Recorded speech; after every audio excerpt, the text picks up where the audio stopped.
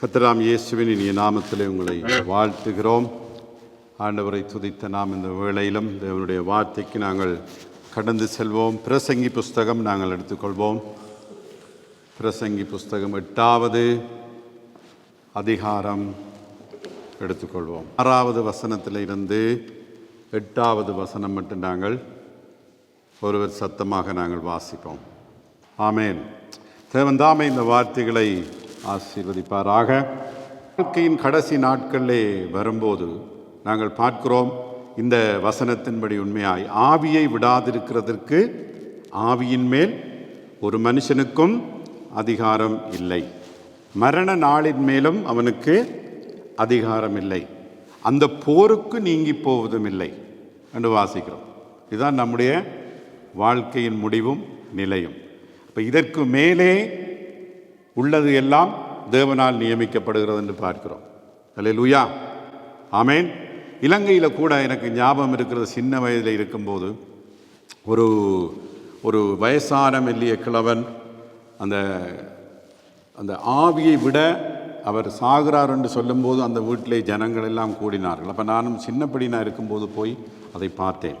பார்க்கும்போது அந்த ஆவி அவரை விட்டு போகும்போது அந்த அந்த அந்த நிலைமை சம்பவம் மாத்திரம் உண்மையாக ஒரு எண்ணத்தை சொல்லுகிறது, ஒரு மனசை உள்ளத்தை ஒரு உரைக்கச் செய்கிற ஒரு காரியமாக அது அமைகிறது. அது ஒரு போராட்டம். இந்த வசனத்திலே நாங்கள் வாசித்தோம். அது என்னவாக இருக்கிறது? ஒரு போராட்டமாக இருக்கிறது. இப்போ என்னை போல நீங்களும் இப்படியான அநேகமான சந்தர்ப்பங்களை மனுஷர்கள் மரிக்கும் போது உண்மையாக பார்த்திருப்பீர்கள், பார்த்திருக்கலாம். சீவன் போகும்போது சொல்லுவார்கள், தமிழில் சீவன் போகிறது என்று சொல்லுவார்கள். என்ன, சீவன் போகும்போது அவருடைய இழுப்பு, ஒரு ஏக்கம் என்ன மாதிரி இருக்கும் என்பதை நாம் காணக்கூடியதாக இருக்கிறது. ஆனால் துரதிர்ஷ்டவசமாக எல்லாரும் அப்படி மரிப்பது இல்லை. அந்த சீவன் போகும்போது சில பேருக்கு திடீரென்று போகிறது, ஆனால் சில பேருக்கு அது ஒரு போராட்டத்தோடு போகிறது. சில வேளை நான் நின்று யோசித்தேன், சில வேளை ஆண்டவரை ஏற்றுக்கொள்ளாதவர்களுக்கு அப்படி இருக்கா, அப்படி இல்லை. எல்லா மனுஷருக்கும் ஒரே மாதிரி தான் அது நடக்கிறது என்பதை காணக்கூடியதாக உண்மையாக இருக்கிறது. சரியோ? இப்போ சங்கீதம் 89:48 வாசிக்கிறோம், மரணத்தை காணாமல் உயிரோடு இருப்பவன் யார்? தன் ஆத்துமாவை பாதாள வல்லடிக்கு விலக்கி விடுகிறவன் யார் என்று பார்க்கிறோம். உண்மையாகவே யாரும் மரணத்துக்கு தப்ப முடியாது. இன்றைக்கு உயிரோடு இருக்கிற நாம் எல்லாரும் ஒரு நாள் சந்திக்க போகிற ஒரு காரியம் எதுவாக இருக்கிறது? மரணமாக இருக்கிறது என்று பார்க்கிறோம். அதான் சங்கீதக்காரன் சொல்லுகிறான் 103:15, மனுஷனுடைய நாட்கள் புல்லுக்கு ஒப்பாயிருக்கிறது, வெளியின் புஷ்பத்தை போல பூக்கிறான். வெளியில் இருக்கிற பூக்களை போல அவன் என்ன செய்கிறானாம்? பூக்கிறான்.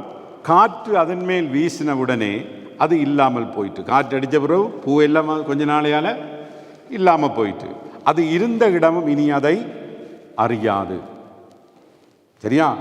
பாருங்க 17வது வசனத்தை 103:17, கர்த்தருடைய கிருபையோ அவருக்கு பயந்தவர்கள் மேலும் அவருடைய நீதி அவர்கள் பிள்ளைகளுடைய பிள்ளைகள் மேலும் அனாதியாய் என்னென்றைக்கும் இருக்குது என்று பார்க்கிறோம். ஆண்டவருக்கு பயந்தவர்களுக்கு அவருடைய கிருபையினாலே நாம் மரித்தாலும் உயிர்த்தெழுவோம் என்ற ஒரு நம்பிக்கை நமக்கு இருக்கிறதை பார்க்கிறோம்.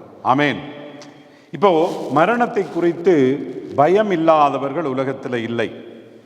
நாங்களும் ஆண்டவர் எங்களுக்காக மரித்தார், எங்கள் பாவங்களை மன்னித்தார், அழகான அருமையான பாடல்கள் இன்றைக்கு நாங்கள் பாடி ஆண்டவரை துதித்தோம். சரியா? அப்படி இருந்தாலும் மரண பயம் நமக்கு இல்லை என்று யாரும் சொல்ல முடியாது. ஆனால் மரண பயம் இருக்கக்கூடாது ஆண்டவருடைய பிள்ளைகளுக்கு என்று பார்க்கிறோம். சரியோ?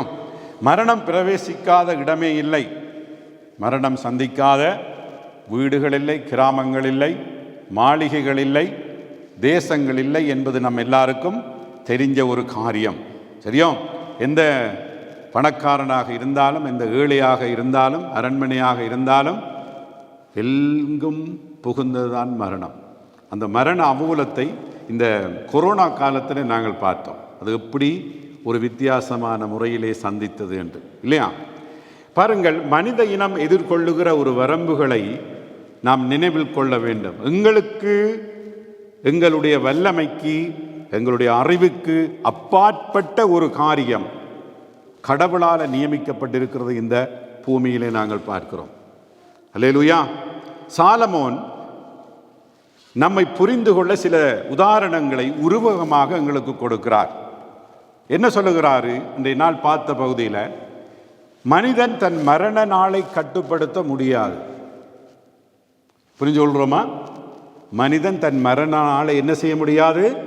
கட்டுப்படுத்த முடியாது. ஏன்? அது யாருடைய கையில் இருக்கிறது? ஆண்டவருடைய கரத்தில் இருக்கிறது, இல்லையா? கட்டுப்படுத்த முடியுமா? தள்ளி போட முடியுமா? அந்த நாள் வரும்போது அவரால் நியமித்த நாளை முடியவே முடியாது என்று பார்க்கிறோம்.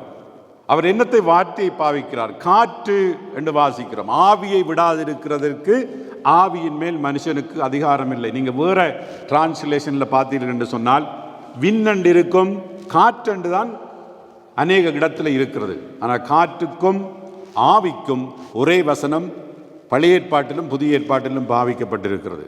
ஆனால் இந்த வசனத்திலே நாம் தமிழிலே ஆவியை விடாதிருக்கிறதற்கு ஆவியின் மேல் ஒரு மனுஷனுக்கு அதிகாரம் இல்லை என்று சொன்னால் எந்த ஆவியை குறிக்கிறது?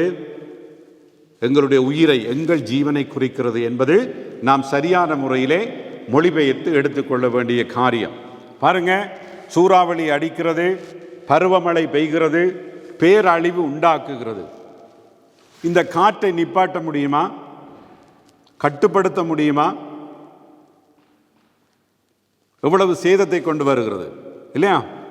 எந்த ஒரு வல்லரசாலும் எந்த ஒரு ஞானத்தாலும் அறிவாலும் இன்றைக்கு செய்ய முடியாத ஒரு காரியம். அதே மாதிரி தான் சொல்லுகிறாரு. என்ன? மனிதனுடைய ஆவி அந்த நாளன்று எடுக்கப்படும் வேளையில் யாராலும் அதை என்ன செய்ய முடியாது? நிப்பாட்ட முடியாது, கட்டுப்படுத்த முடியாது என்று பார்க்கிறோம், இல்லையா? அப்ப மனிதர்கள் இன்றைக்கு அச்சத்துடன் இருக்கிற காரியம், எப்படி காற்றை கட்டுப்படுத்த முடியாதோ, நிறுத்த முடியாதோ, அதே போலதான் என்னவாக இருக்கிறது?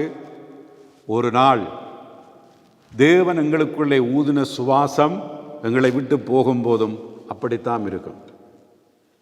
எந்த பாஸ்டர் பக்கத்தில் நின்று ஜெபம் பண்ணினாலும், எந்த ரட்சிக்கப்பட்ட பிள்ளைகள் பக்கத்தில் நின்று ஜெபம் பண்ணினாலும், எந்த சபை ஜெபம் பண்ணினாலும் என்ன நடக்கும்? தேவனிடத்தில் அது போய் சேரும் என்பதை நாம் அறிந்திருக்கிறோம். அப்ப நாம் மரணத்தை கட்டுப்படுத்த முடியாது. மரணம் நம்மை வந்தடையும் நேரமும் நம்மால் தவிர்க்க முடியாது, தள்ளி வைக்கவும் முடியாது. ஆனால் வேதத்தில் சில சம்பவங்களை நாங்கள் பார்க்கிறோம். எசேக்கியா ராஜா உதாரணத்துக்கு ஆண்டவரிடம் கேட்கிறான். ஆண்டவர் என்ன செய்தார்? கூட்டி கொடுக்கிறதை பார்க்கிறோம். சரியோ? இப்ப மரணத்தை கட்டுப்பட்ட முடியாது, அவர் கூட்டி கொடுக்கிறார் என்று சொன்னால் அதனுடைய அர்த்தம் என்ன? அது அவருடைய கரத்தில் தான் இருக்கிறது, இல்லையா? ஆண்டவர் உயிர்ப்பித்தார், லாசருவை உயிர்ப்பித்தார். ஜீவன் அவருடைய கட்டுப்பாட்டில் தான் இருக்கிறது. கேன்சர் வியாதி வந்தா என்ன, எந்த படுநோய் வந்தாலும் நாம் எவ்வளவு செல்வந்தர் பிள்ளைகளாக இருந்து எந்தெந்த ஆஸ்பத்திரி இப்போ எவ்வளவத்தை செலவழித்தாலும் ஒரு நாள் அந்த ஆவி என்ன செய்யும்? போய்த்தான் தீரும் என்று நாங்கள் பார்க்கிறோம். சரியா? இப்போ மரணம் நம்மை வந்தடையும் நேரம் நம்மால் தவிர்க்க முடியாது, தள்ளி வைக்க முடியாது. அது நம் கட்டுப்பாட்டுக்கு வெளியானது என்பது நம்ம எல்லாருக்கும் தெரியும். ஆகவேதான் பிரசங்கி சொல்லுகிறாரு சாலமோன், ஆவியை விடாதிருக்கிறதற்கு ஆவியின் மேல் ஒரு மனுஷனுக்கும் அதிகாரம் இல்லை. ஒரு மனுஷனுக்கும் அதிகாரம் இல்லை. அது மாத்திரமல்ல, மரண நாளின் மேலும், ஆவியை விடுகிற நாள் மரண நாளின் மேலும் அவனுக்கு அதிகாரம் இல்லை. அந்த போருக்கு நீங்கி போவதில்லை. பக்கத்தில் இருந்து பார்க்கும்போது அந்த கடைசி நேரத்தில் அந்த சீவன் போராட்டத்தை பார்க்கும்போது இங்கே பாருங்க, அந்த போருக்கு ஒருத்தர் நீங்கி போவது இல்லை. விளங்குறதா? எவ்வளத்தை செலவழித்து நாம் எந்த ட்ரீட்மெண்ட் எடுத்தாலும் இந்த மரண போருக்கு நாம் நீங்கி போவது இல்லை என்பதை புரிந்து கொள்ள வேண்டும். அப்ப சாலமோன் இன்றைக்கு என்ன நினைப்பூட்டுகிறார்? பரிசுத்த ஆவியை கொண்டு மரண நாளிலும் அவனுக்கு அதிகாரம் இல்லை, அந்த போருக்கு நீங்கி போவதும் இல்லை. ஒரு போரில் நாம் இருக்கிறோம். வாழ்க்கை என்பது என்னவாக இருக்கிறது? ஒரு போராக இருக்கிறது. ஒரு போர் மேடைதான் வாழ்க்கை. அது ஒரு விளையாட்டு மைதானம் இல்லை, இல்லையா? ஆனால் இன்றைக்கு உலகத்தில் அநேகருக்கு வாழ்க்கை ஒரு விளையாட்டு மைதானமாக இருக்கிறது. ஆனால் அது உண்மையிலே என்னவான வாழ்க்கை என்றால், மரணத்தை பார்க்கும்போது, ஆவி எடுத்துக்கொள்ளப்படும் சந்தர்ப்பத்தை பார்க்கும்போது அது நமக்கு என்னவாக இருக்கிறது? ஒரு போராக இருக்கிறது. நாம் ரட்சிக்கப்பட்டவர்கள் என்று சொன்னாலும் நாம் ஒரு நாள் நம்முடைய ஜீவன் எடுத்துக்கொள்ளப்பட போகிறது. அந்த ஜீவன் பரலோகத்துக்கு போகிறா, பாதாளத்துக்கு போகிறதா என்பது யாருடைய கையில் இருக்கிறது? நம்முடைய கையில் இருக்கிறது. இறுதி வரை இந்த ஓட்டத்தை ஓடி முடித்து நாம் என்ன செய்ய வேண்டும்? ஒரு போராட்டம் போராடியே நம்முடைய ஆவி பரலோகத்துக்கு எடுத்துக்கொள்ளப்பட நாம் என்ன செய்ய வேண்டும்? போராடிக்கொண்டே இருக்க வேண்டும். சபை வாழ்க்கை என்பது ஒரு விளையாட்டு மைதானம் அல்ல. வாழ்க்கை என்பதும் ஒரு விளையாட்டு மைதானம் அல்ல. தேவன் அந்த வாழ்வுக்கு கணக்கு கொடுக்க வேண்டியவர்களாகவே நாம் இருக்கிறோம். எப்பவும் நாம் மரணத்துக்கு ஆயத்தமானவர்களாகத்தான் இருக்கிறோம். எப்போ வரும்? நாளைக்கு இருப்போம் என்று எங்களால் சொல்ல முடியுமா? எவரால் சொல்ல முடியும்? ஒருவராலும் சொல்ல முடியாது. எப்போ எங்களை மரணம் சந்திக்கும், எப்போ அந்த நாள் வரும் என்பது அறியாத நாம், அந்த நாள் எப்போ வந்தாலும் அதற்கு தயாராக இருக்க வேண்டிய ஒரு கடமை, ஒரு போராட்டம் இந்த உலகத்தில் இருக்கிறது. ஹல்லேலூயா! ஏனென்றால் அந்த போராட்டம் என்று ஏன் வேதம் அழைக்கிறது, அது போராட்டம் என்று ஏன் நாம் எடுத்துக்கொள்ள வேண்டும் என்று சொன்னால், அந்த அளவுக்கு உலகத்தில் பாவமும் பிசாசின் கிரியைகளும் மாம்ச காரியங்களும் நிறைந்திருக்கிறதை பார்க்கிறோம். ஒரு விசுவாசி அவன் போர்க்களத்திலே தான் நிற்கிறான், அந்த ஓட்டத்தை சரியாக ஓடி முடிப்பதற்காக. சாத்தானை பார்க்கிறோம், கடவுளுக்கு எதிராக புரண்டு போன போது அவன் அந்த யுத்தத்தை தொடங்கினான். அப்போ அதே போல சாத்தான் மனிதனுக்கும் எதிரியாக அவன் உருவாகிறதை நாங்கள் பார்க்கிறோம். அவனுடைய கோல் என்ன? எல்லா மனுஷர்களையும் பாதாளத்துக்கு கொண்டு போதான் அவனுடையது. நாம் சாத்தானின் கையில் பட்ட நாட்களிலிருந்து அவன் நம்மை விடாமல் என்ன செய்கிறான்? அப்படியே கச்சிக்கிற சிங்கம் போல பிடித்து வைத்திருக்கிறான். புத்திசாலித்தனமும் ஞானமும் கொண்ட தேவனுடைய பிள்ளைகளாக நாம் இருப்போமானா இருந்தால், அந்த மரண பக்கம் இழுக்கிற எங்கள் அந்த பிசாசை நாம் தோற்கடித்து இந்த போரிலே ஜெயம் கொண்டு சரியான முறையிலே ஓடி முடித்து, எப்பவும் என் ஆவி என் தேவன் எடுத்துக்கொள்ளப்படும் போது நான் என் ஆவி என் தேவனிடம் போக ஆயத்தமாக இருக்கிறவர்களாக நாம் இருக்க வேண்டும். செத்த வீட்டுக்கு எல்லாரும் போயிருப்பீர்கள். அங்கு போகும்போது ஒரு எண்ணம், ஒரு உணர்வு எல்லாருக்கும் வரும். என்ன உணர்வு? ஒரு நாள் இப்படித்தான் நாங்களும் மரிக்க போகிறோம். அந்த இடத்துல இருக்கும்போது உங்களுக்கு ஒரு தாழ்மை வரும், இல்லையா? ஒரு பயம் வரும். வாழ்க்கையில் என்னத்தை கண்டோம், இனி எல்லாவற்றையும் விட்டு ஒரு அமைதியாக, சமாதானமாக, சந்தோஷமாக வாழுவோம் என்று ஒரு முடிவெடுப்போம். செத்த வீடும் முடிஞ்ச ஒரு கிழமைக்கு பிறகு அந்த முடிவு எல்லாம் போயிடும், மனமேல் எல்லாம் மாறிடும். ஆனால் பரிசுத்த ஆவி நமக்கு கொடுக்கப்பட்டிருக்கிறதுக்கு என்ன காரணம்? நாம் எப்பவும் எங்களை தாழ்த்தி, எப்பவும் எடுத்துக்கொள்ளப்பட தகுதியுள்ளவர்களாய், எடுத்துக்கொள்ளப்படும் போது நாம் போக வேண்டிய இடத்திலே போய் சேரும்படியாய் நாம் என்ன செய்ய வேண்டும்? ஆயத்தமுள்ளவர்களாய் இருக்க வேண்டும். ஒரு நாள் சந்திக்க போகிறோம் நாம் எல்லாரும். ஆகவே என்ன செய்ய வேண்டும்? ஒவ்வொரு நாளும் ஆயத்தப்பட வேண்டிய ஒரு காரியம் எது? மரணமாக இருக்கிறது. ஒவ்வொரு நாளும் ஆயத்தப்பட வேண்டும். ஒவ்வொரு நாளும் நாம் ஆயத்தப்பட வேண்டியது மரணமாக இருந்தால், நாம் ஒவ்வொரு நாளும் எப்படி வாழ வேண்டும் என்பதை நாம் புரிந்து கொள்ள வேண்டும். எப்படி ஒவ்வொரு நாளும் வாழ்ந்து கொள்ள வேண்டும் என்பது எங்களை எடுத்துக்கொள்ளப் போகிற தேவன் நமக்கு தன்னுடைய பரிசுத்த புஸ்தகத்திலே கொடுத்திருக்கிறார்.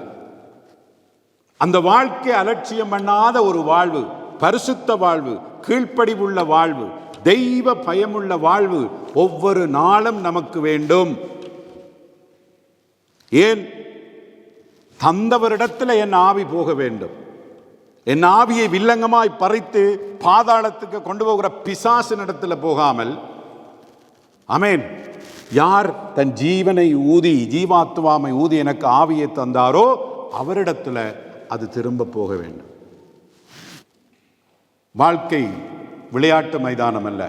அதே மாதிரி கிறிஸ்தவ வாழ்வும் விளையாட்டு மைதானம் இல்லை. ஒவ்வொரு நாளும் தெய்வ பயத்தோடு வாழ வேண்டியவர்களாக இருக்கிறோம். இந்த போருக்கு நாம் யாரும் நீங்கி போவது இல்லை, இல்லையா? தீமை என்பது பாவம், ஒரு அங்கீகரிக்க முடியாத ஒரு பாவம். எந்த தீமையை, எல்லா தீமையும் வெறுத்து அருமையானவர்களே நாம் ரட்சிக்கப்பட்டவர்களாய் போக வேண்டும். ஆமென். மரணம் எப்போ வரும் என்று தெரியாது. ஆனால் செய்யக்கூடிய மிக முக்கியமான விஷயம் என்ன? தவிர்க்க முடியாத நாளுக்காக தயாராக வேண்டிய ஒரு பொறுப்பு எங்களுக்கு உண்டு. அப்ப நாம் சிந்திக்கணும், நான் எப்படி வாழ்ந்து கொண்டிருக்கிறேன்? ஒவ்வொரு நாளும் எப்படி வாழ்ந்து கொண்டிருக்கிறேன்? இன்றைக்கு பின்னேரம் என் ஜீவன் எடுத்துக்கொள்ளப்பட்டால் என் தேவனிடம் போகக்கூடிய ஒரு வாழ்வா நான் வாழ்ந்து கொண்டிருக்கிறேன்? அவரோடு நெருங்கிய உறவோடு இருக்கிறேனா என்பதை சிந்திக்க வேண்டியவர்களாக இருக்கிறோம். ஞானஸ்தானம் எடுத்து முடிந்தால் பரலோகம் போவது இல்லை. எல்லாரும் முடிகிறதா? ஞானஸ்தானம் எடுத்தவன் ஒவ்வொரு விசுவாசியும் ஆத்துமாவும் தெய்வ பயத்தோடு வாழும்போதுதான் நாம் எங்கே எடுத்துக்கொள்ளப்படுகிறோம். எங்கள் ஆவி எங்கே போகிறது? தேவனிடம் செல்லுகிறது.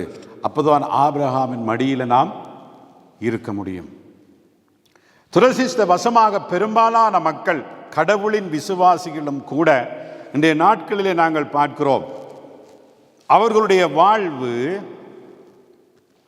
ஒரு மரணத்துக்கு தயாராக இருக்கிற ஒரு வாழ்வு வாழ்கிறார்களா, அல்லது மரணத்துக்கு ஆயத்தம் இல்லாத ஒரு வாழ்வு வாழ்கிறார்களா? நாம் வசனத்தின் அடிப்படையில் அதை ஆராய்ந்து பார்க்க முடியும்.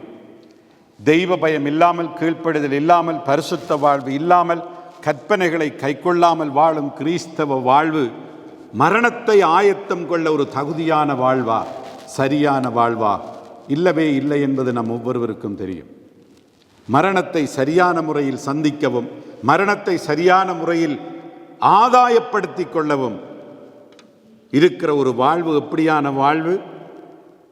அபிஷேகத்துடன், தேவ பிரசன்னத்துடன், தேவ கீழ்ப்படுதலோடு, கற்பனைகளை கைக்கொண்டு நல்ல உறவிலே அவருக்கு பிரியமான பரிசுத்த வாழ்வு வாழ்ந்து கொண்டிருக்கிறவன், அவனுடைய ஆவி எடுத்துக்கொள்ளப்படும் போது அவன் பரலோகம் சென்றான் என்று நாங்கள் பார்க்கிறோம்.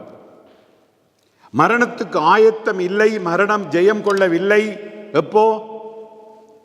இப்படியான ஒரு வாழ்வு நம்மிடத்திலே இல்லாத பட்சத்திலே, நாம் எப்போ மரிப்போம் என்று தெரியாத நாம் எப்பவும் ஆயத்தமாய் வாழ வேண்டும். எப்பவும் மரணத்தை ஜெயத்தோடு சந்திப்பேன் என்ற ஒரு வாழ்க்கையில் வைராக்கியத்தோடு நாங்கள் வாழ வேண்டும். அநேக பாடல்கள் இன்றைக்கு பாடினோம்.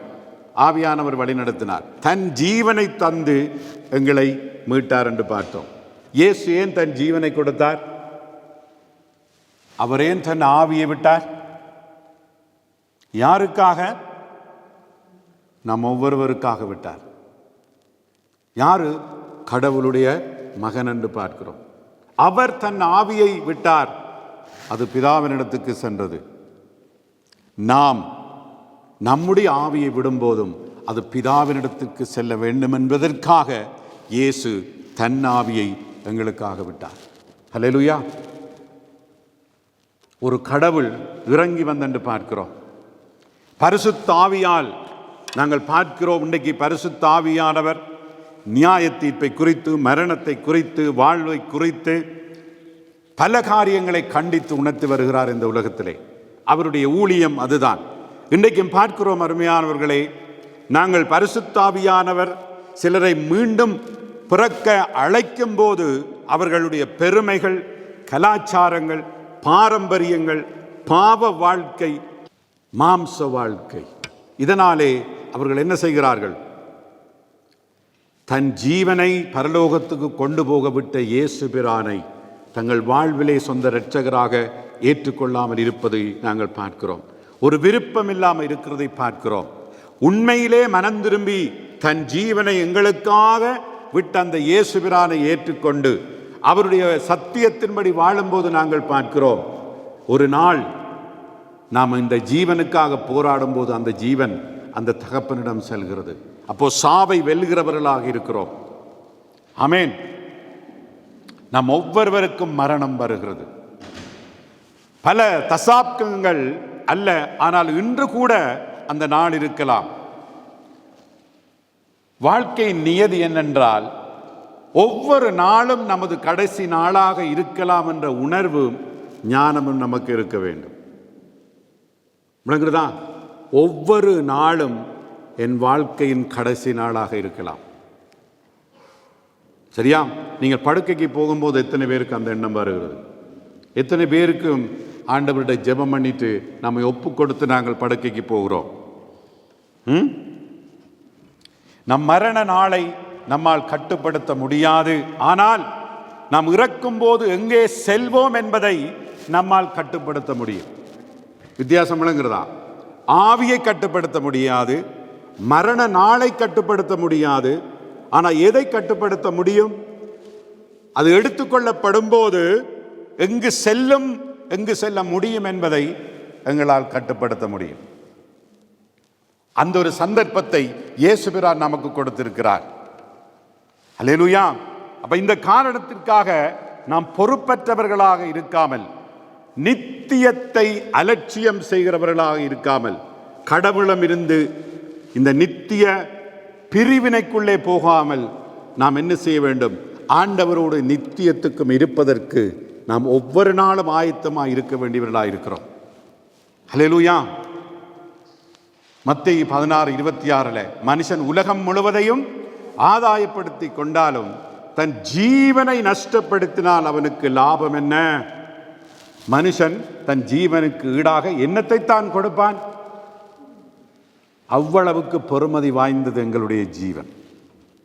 அதை அறிந்த இயேசு பிரான் மாம்சமாய் வந்து எங்களுக்காக மரித்தார். இந்த உணர்வுகளில் இருந்து, இந்த போராட்டத்தில் இருந்து அவருடைய சிந்தனைகளை வாழ்க்கையிலே வேறு திசை நோக்கி வழிநடத்துகிறதுக்கு காரணம் என்ன? இந்த உலகத்தில் இருக்கிற பொருளாசைகள், மாம்ச ஆசைகள், பிசாசின் தடைகள் என்று பார்க்கிறோம். ஆனால் மனுஷனுக்கு லூக்கா சுவிசேஷம் 12:20 ஒரு உவமையை நாங்கள் வாசிக்கிறோம். பொருளாசை குறித்து எச்சரிக்கையாயிருங்கள், ஏனெனில் ஒருவனுக்கு எவ்வளவு திரளான ஆஸ்தி இருந்தாலும் அது அவனுக்கு ஜீவன் அல்ல. லூக்கா 12:15 நீங்கள் தொடர்ந்து வாசித்தால் 16 அல்லாமலும் ஒரு உவமையை அவர்களுக்கு சொல்லுகிறார். ஒரு நல்ல பணக்காரன் இருக்கிறானாம். என்ன செய்கிறானாம்? தன் தானியங்களை சேர்த்து வைக்கிறான். அதுக்கு இடமில்லை என்று அழுகிறான். நான் ஒன்று செய்வேன், என் களஞ்சியங்களை இடித்து பெரிதாய் கட்டி எனக்கு விளைந்த தானியத்தையும் என் பொருள்களையும் அங்கே சேர்த்து வைப்பேன். சேர்த்து வைத்த பிற்பாடு என்ன சொல்லுகிறாராம்? 19வது வசனத்தில் என் ஆத்துமாவோட பேசுகிறான். தன் ஆத்துமாவுக்கே சொல்லுகிறான்.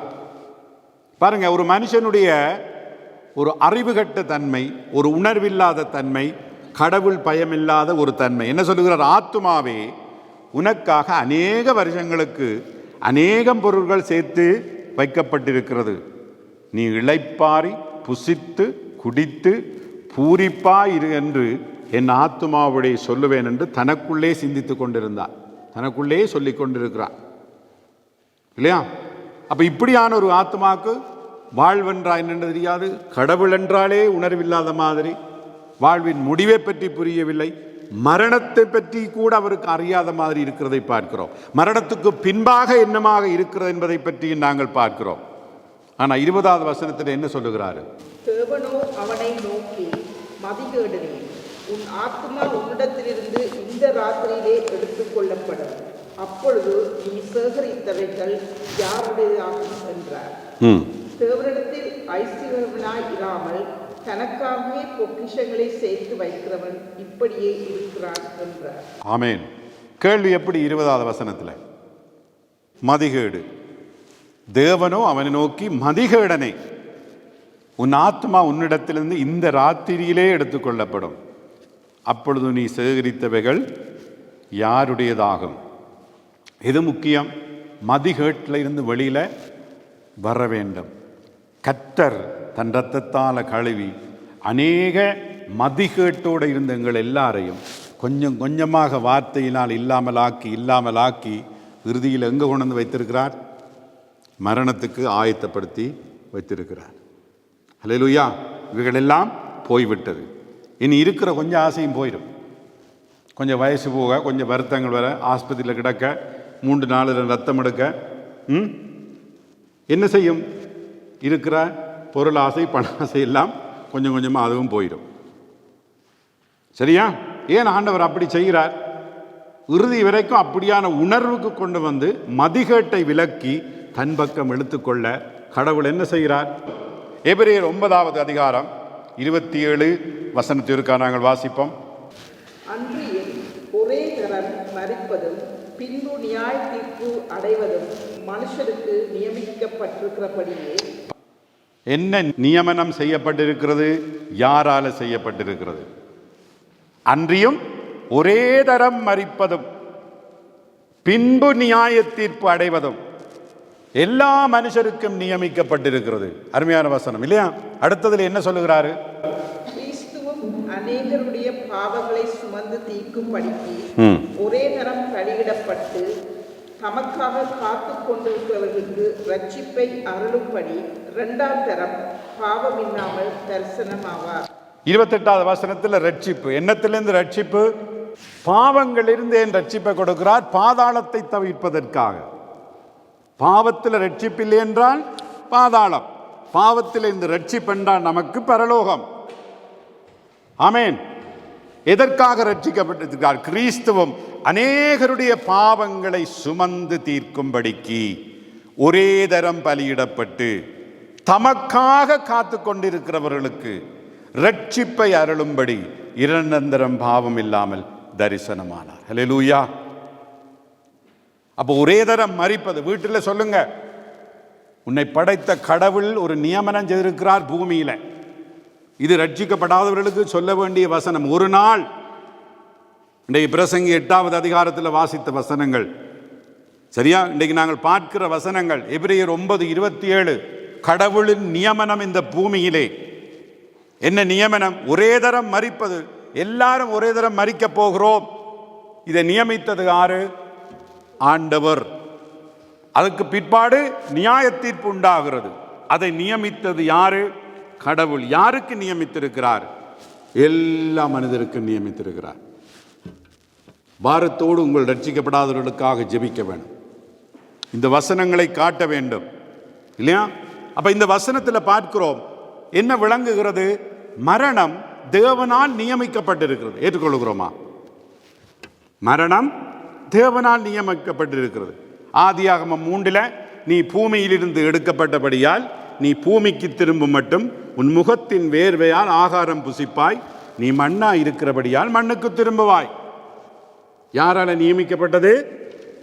ஆண்டவரால். எபிரேயர் 9:27 ஆண்டவரால. தேவன் மரணத்தை அனுமதிக்கிறதுக்கு காரணம் பாவம்.